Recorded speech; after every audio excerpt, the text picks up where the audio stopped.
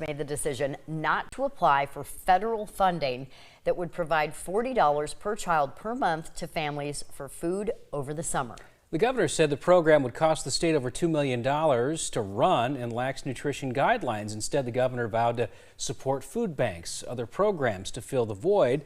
Today, leaders from some of the organizations that would be impacted spoke at the Capitol, where we find our Zach Fisher this evening. Zach? Yeah, Elias and Aaron. So also today, USDA Secretary Tom Vilsack extending the deadline for states to apply for these federal dollars. That extension that goes through mid-February. That means that Iowa is still able to get these federal dollars if Governor Reynolds reverts her action from just last month. Now, the director of one of these organizations was getting benefits during the height of the COVID-19 pandemic. She explains to me how those dollars served a very important purpose for her and her family.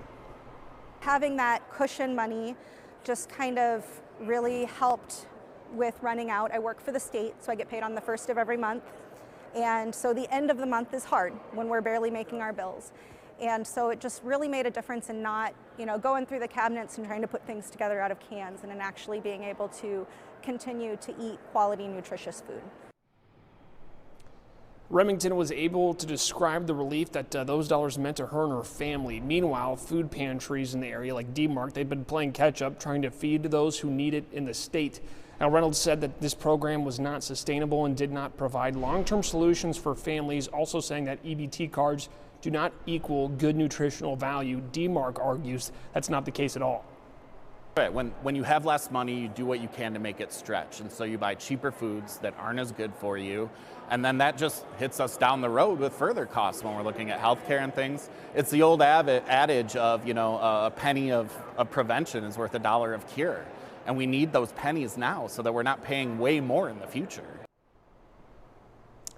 So if the state does decide to accept these federal dollars, the state would have to cover $2.2 million in administrative costs, but that would bring in tens of millions of dollars to feed Iowa kids over the summer. Now, the Iowa Hunger Coalition, they're asking Iowans to sign a letter. We'll put the website up for you right now on your screen.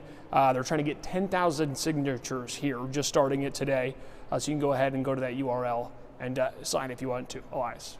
All right, Zach, appreciate that. And yeah, we talk about $40 per month per child, but Yep. for families that have multiple children, it does add up for these families, and they certainly need the help. Otherwise, it wouldn't be there. Thank you very much for that report tonight.